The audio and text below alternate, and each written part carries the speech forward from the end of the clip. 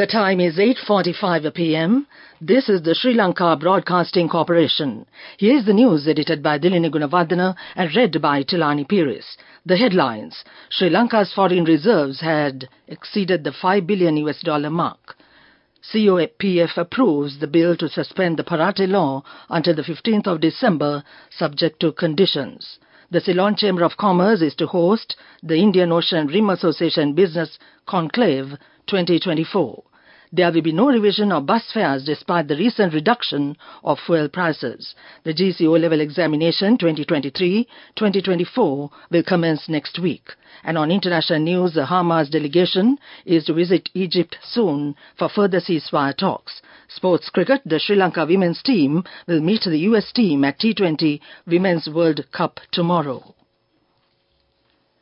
The State Minister Ranjit Semblapitiya said that the Sri Lanka's foreign reserves had exceeded the $5 billion mark. He further added that the central bank has collected $1.2 billion during the first quarter of this year, of which $720 million has been collected during the month of March. The State Minister stressed that this is significant progress in comparison with the previous year.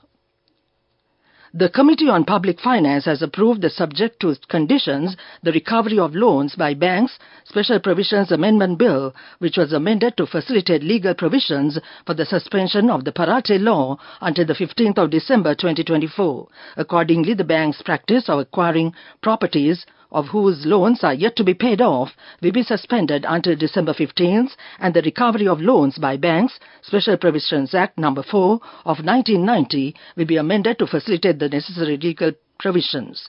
The approval was given when the Committee on Public Finance met in Parliament recently under the chairmanship of MP Dr. Harshana De Silva.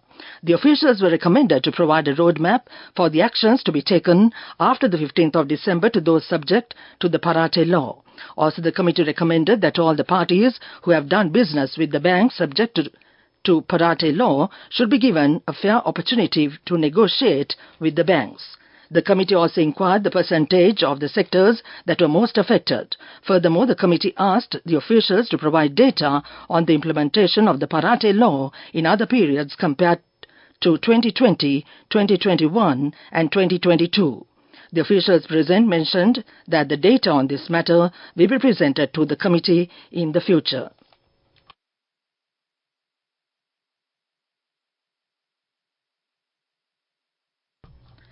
The Ceylon Chamber of Commerce has appointed as the chair of the Indian Ocean Rim Business Forum for 2023-2025. Accordingly, the CCC, in collaboration with the Minister of Foreign Affairs of Sri Lanka, will organize the Indian Ocean Rim Association Business Conclave from the 28th to the 29th of May at the Shangri-La, Colombo. Themed Sustaining Growth, Bridging Horizons, the conclave will focus on several sectors of particular relevance to global economic trends, including agriculture, renewable energy, ICT, logistics, SME and women empowerment, and tourism. The 23 members of the Indian Ocean Rim Association will attend this event.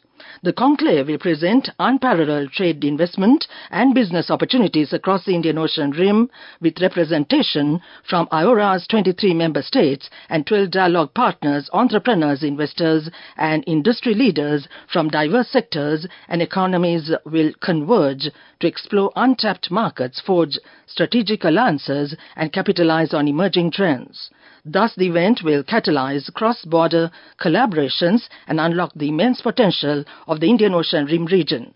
The conclave will feature a multifaceted agenda, including a strategic networking reception, B2B meetings, plenary sessions and several sector-focused breakout sessions. From disruptive technologies to sustainable practices, the sessions will offer insights into the future of commerce across the Indian Ocean Rim.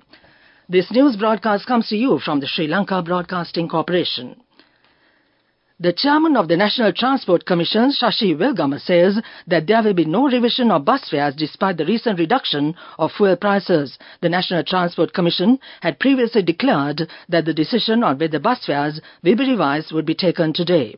Fuel prices were reduced with effect from midnight on the 30th of April, with the price of diesel reduced by 30 rupees per litre. However, the private bus associations had said that since there was no revision of bus fares in the previous two instances of fuel price hikes, the fare revision should only be revised again in July. Accordingly, the associations announced the bus fares should not be revised with the lowering of fuel prices. The NPP leader Anurakumara Dissanayake met the ambassador of Norway in Sri Lanka, May Elin Steiner, at the JVP head office today.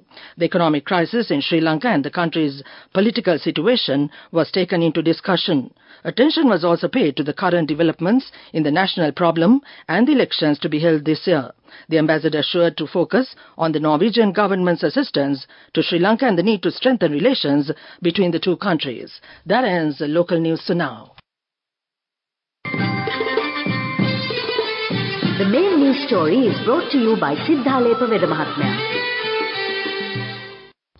For the first time in Sri Lanka's history, the President has conferred the honour of senior instructing attorneys at law as per Act of Number 26 of 2023 to Dr. J.M. Swaminathan, Mr. D.M. Swaminathan, Mr. G.G.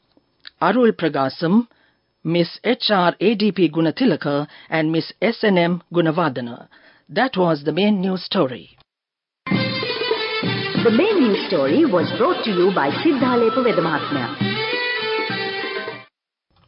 And on Watchlight tonight, the GC O-Level examination 2023-2024 will be held at 3,527 examination centres from the 6th to the 15th of May 2024.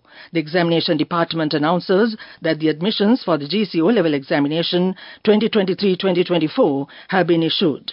Accordingly, the admissions of the school applicants have been issued to the principals, while the admissions of the private candidates have been sent by post. If any exam candidate has not received the admission cards yet, they can call the hotline number 1911 or telephone numbers 011 278 4208 or 011 278 4537.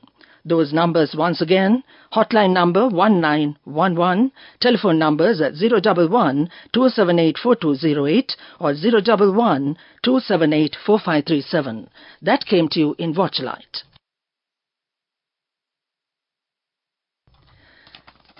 Moving on with world news and the headlines first. A Hamas delegation is to visit Egypt soon for further ceasefire talks. The California police move in to dismantle pro-Palestinian protest camp at the University of California.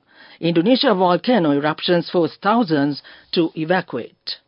Hamas says the delegation is set to visit Egypt soon for further ceasefire talks. In a statement, it added that Hamas chief Ismail Haniyeh affirmed that the group's positive spirit in studying the ceasefire proposal. Hamas recently announced it had received Israel's latest position and would study it before submitting a reply.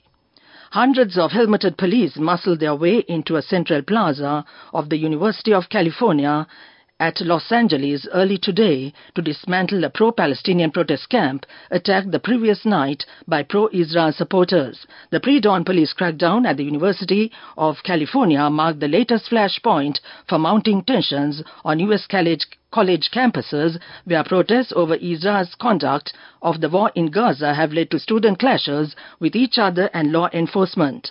Live TV footage showed about 6 protesters under arrest kneeling on the ground, their hands bound behind their backs with zip ties. Renewed eruptions from a remote Indonesian volcano have triggered fresh evacuation orders and sparked flight cancellations and airport closures this week, with smoke, lava and volcanic gases spewing out of a fiery mountain. Mount Ruan, a 725-meter volcano, has been erupting in spectacular fashion on and off since mid-April. The latest eruptions have also forced closures of at least seven airports in the vicinity, including the Sam Ratulangi International Airport. Nearby schools have also been shut to protect children from volcanic ash.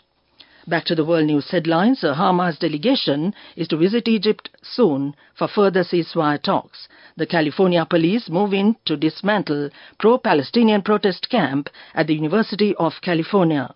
Indonesia volcano eruptions force thousands to evacuate. That ends world news. Development news. According to the Coconut Development Authority, an income of 19,131 million rupees was earned from the export of coconut-related products in March 2024.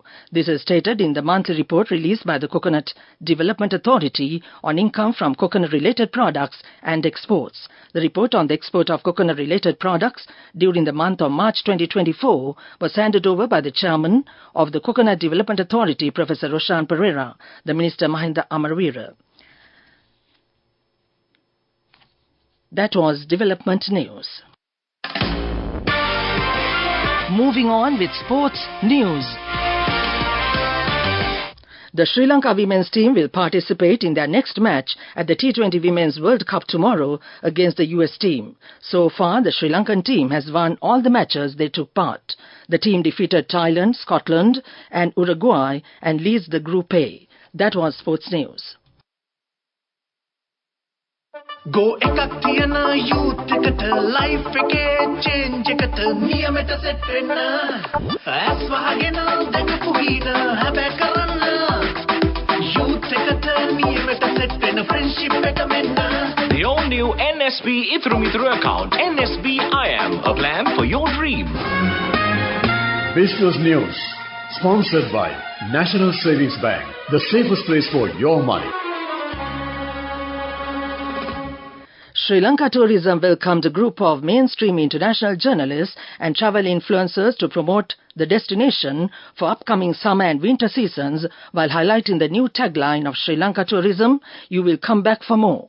The delegation arrived from the United Kingdom, France, Italy, Australia, Singapore, USA and Canada. Overall, the group of travel influencers and media carried an active global audience of 1.8 million via mainstream travel magazines, news publications, travel blogs and social media platforms. The total advertising value expected to be gained from this earned media promotion will be over 35 million rupees. That came to you in Business News. Business News, sponsored by National Savings Bank, the safest place for your money. Go ekak thiyana youth එකට life එකේ change එකට නියමෙට set වෙන්න ඇස් වහගෙන දැකපු හින හැබැ කරන්න youth එකට නියමෙට set වෙන friendship එක මෙන්න. The all new NSB Ithru Mithru account, NSB IM, a plan for your dream. And on economic news, the Indian High Commissioner of Sri Lanka, Santosh Jha, met with Secretary General of Colombo Plan, Dr. Benjamin P. Royce, and lead consultant of the Port of Colombo Capacity Building Project, Rohan Masakorala, to discuss the priorities of the Colombo Plan and opportunities for further collaboration. The Colombo Plan is focusing on the important areas of maritime and logistics sector to support its member countries to adopt the best practices and increase skills in the sector. That came to you in economic news. Weather report.